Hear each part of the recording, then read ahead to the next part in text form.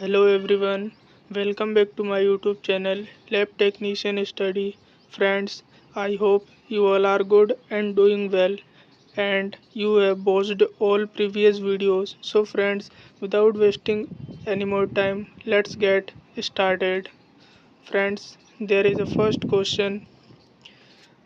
Which of the following is an anaerobic culture medium?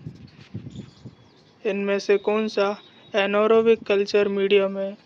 आपके option है यहाँ पे nutrient agar, nutrient broth medium, Robertson cooked meat medium या फिर peptone water medium.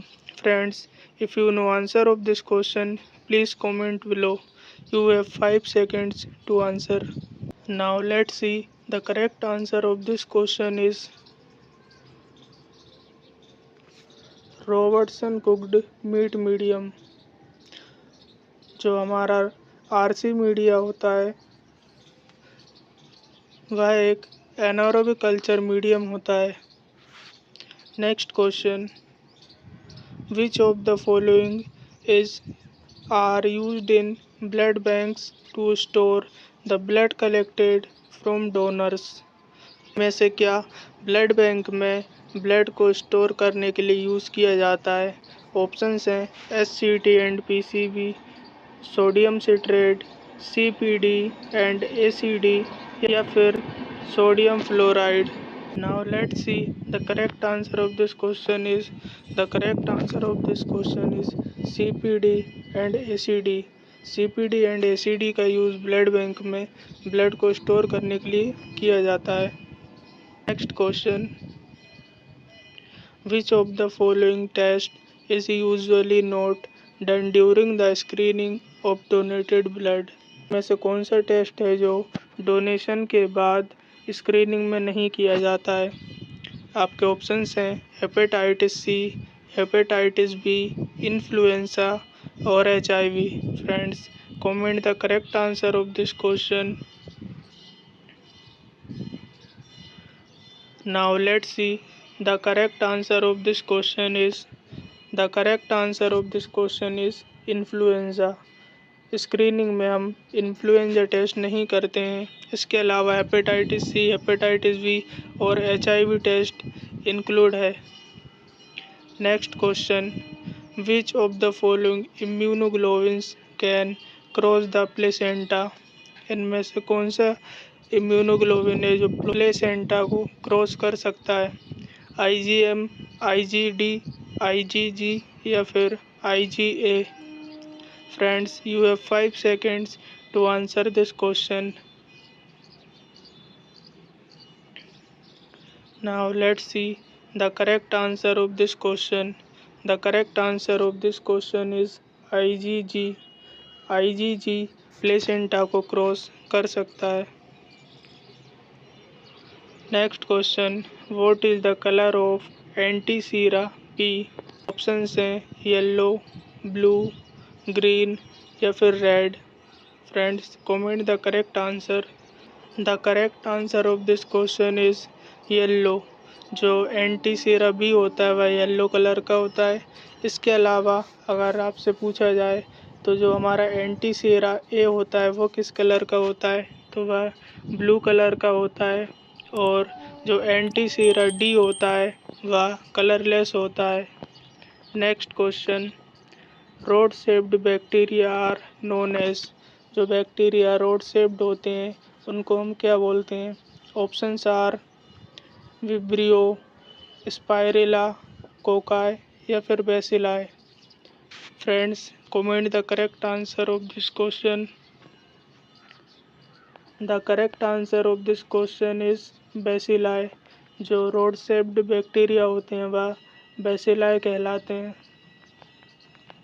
Next question. The instrument used to cut tissue into thin section is.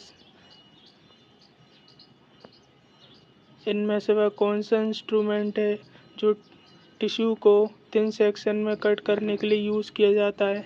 Options are osmometer, manometer, urinometer या फिर microtome. Friends, comment the correct answer of this question. The correct answer of this question is microtome. Microtome का use tissue को thin section में cut करने के लिए use किया जाता है। Next question, which medium is mainly used for the primary isolation of Mycobacterium species. इनमें से कौन सा मीडिया है जिसका यूज़ माइकोबैक्टीरियम स्पीसीज को आइसोलेट करने के लिए किया जाता है। Options are Wilson Blair medium, McLeod's medium, Lowenstein Jensen medium या फिर Robertson cooked meat medium. Friends, comment the correct answer. Now let's see the correct answer of this question is Lowenstein Jensen medium.